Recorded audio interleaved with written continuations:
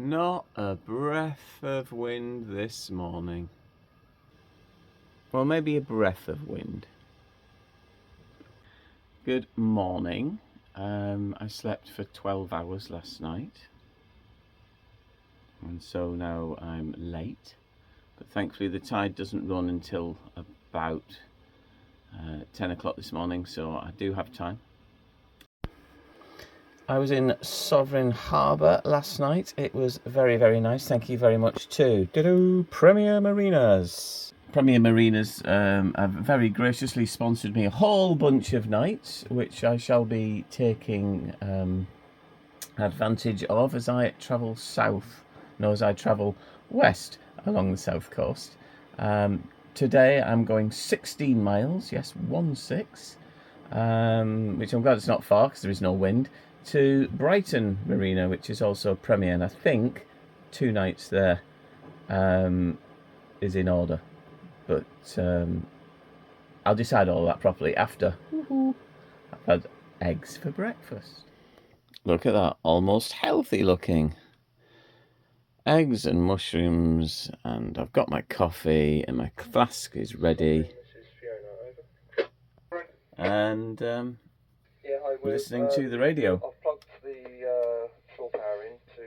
And it is a very busy harbour for people calling up and needing Northbridge and Southbridge and Northlock and Southlock and Marina top-ups doing. So, shush. And people wanting electricity turned on, so they have to radio the Marina to turn their electricity on, which is interesting. Sovereign, good morning. Yes, good morning to you. Could I have the North Bridge raised, please, over? Yeah, just got to let some pedestrian traffic get across and I'll have the north up and ready for you in a minute.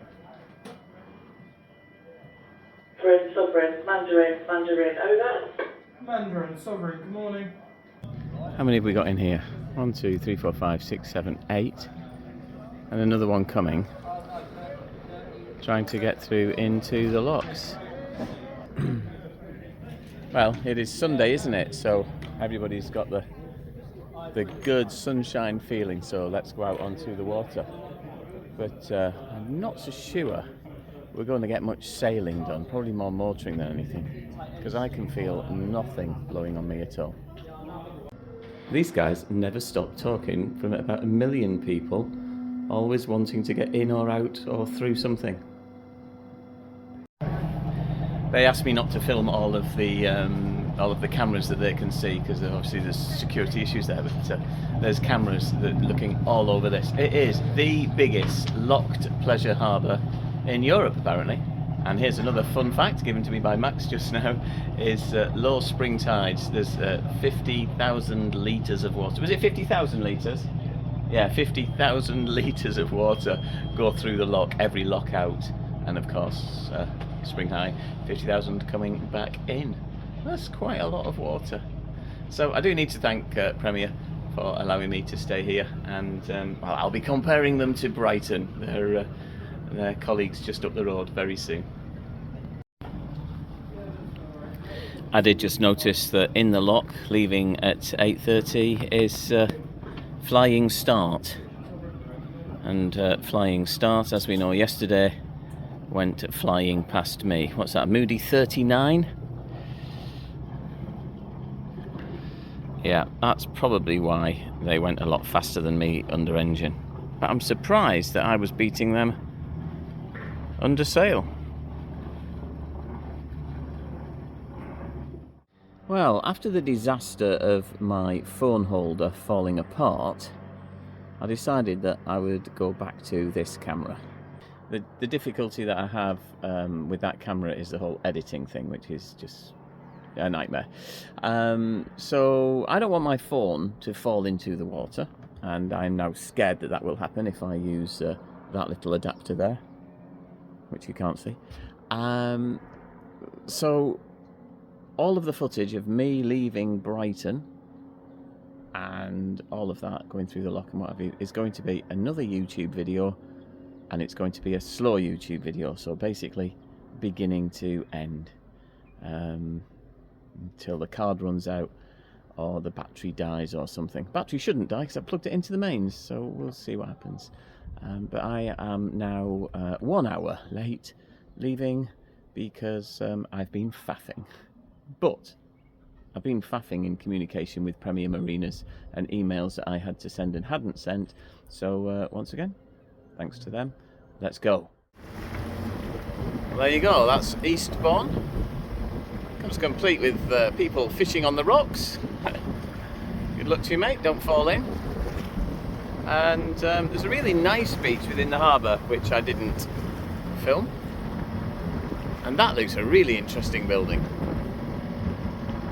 It's all swirly and strange. I wonder what that is. We're going past that headland and feeling the wind. It's a bit too close to the front of the boat for the big purple at the moment. Maybe later I'll get that out, but certainly the sails are going up because I've got 7 knots of wind. Nice. It's all about the wind angle. Whoops. And trying to keep your balance. There you go, Sunday in Eastbourne. Get out on your little dinghies. They're flying along. Oh, it's very built up. I don't know if that is all Eastbourne as well. But there's some lovely beaches. Look how much beach you've got to play on.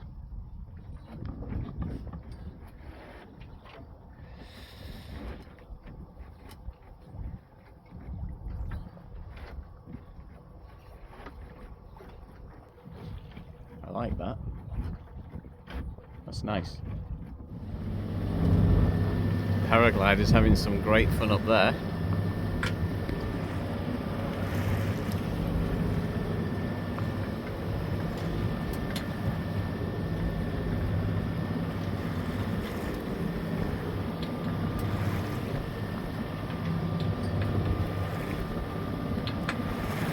They're enjoying the wind. Pop the engine on because I wasn't going to get there today,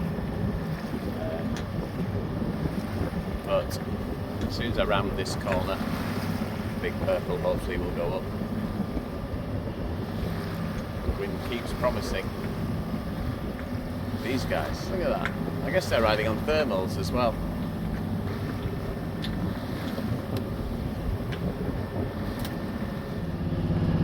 This is a fantastic view. Amazing. You can see also just on that peak there, there's another building. This looks tiny compared to the lighthouse. It's Beachy Head. This is a bit unique. This is a sailing boat under motor with the motoring cone in place. Not something I've seen for a long time. But something that you're supposed to do and I'm supposed to have right now, but I ain't never seen that. Well attended beach there, and Don Mystery, whom I was in the lock with, they're just going there now for anchor down and lunch break. Well, why not? But I will press on though, because according to this, even at my 4.5 knots, I'll be there at 3 o'clock. And we've come to know that that's not true. All on account of the fact that the tide will be against me soon. So probably 4 o'clock, 4:30 in all honesty. And all I want to do is get Big Purple up, but the wind is just not playing that game. Oh, what's this? Is Big Purple up at last? She is, but the engine's still on. Sadly. But I'm making 5.2 knots through the land, over land. The wind is just filling the sail, I think.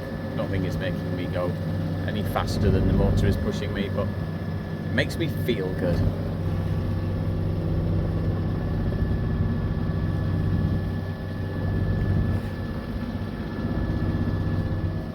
Some lovely sunlight getting on those houses. Might be a nice place to live. I think I like the space of the outdoors and the sea. That's what I like. Yeah. It's a really interesting and very obvious building. Good to see when you're coming into a place if you don't know where you are. You don't know how to get in. The other obvious and interesting thing here about Brighton is that very tall, thin, I think it's a rotating restaurant or something. There's a building or a room goes up and down on that. So it hasn't been the most thrilling of sails, to be fair. Been some lovely views to the side of me, which you'll see some of on the other video, so do look for that camera footage. You will definitely see Beachy Head and entering and leaving. So leaving Sovereign Harbour and entering Brighton, which is where I am now. And in fact, you may be able to hear me saying this very thing on that very recording. Who knows? So Big Purple went away quite easily. So when I brought her down the first time, I realised I actually pulled down on the wrong downhaul, so I put her all the way back up again and then brought her all the way back down again and tidied her away perfectly. So now she's sat in her bag there on the guardrail, which is all good. Right, next up, pilotage. I can see some green markers. Can you? Maybe, maybe not. Yes, you can, there they are. So I'll be keeping them to my right hand side as I go in. Well, what a beautiful day. What a massive marina.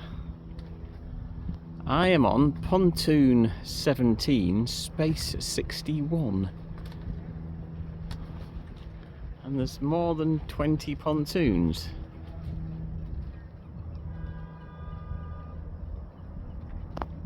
And I do know from last time I was here that the facilities are very nice. But let's go and talk to the man.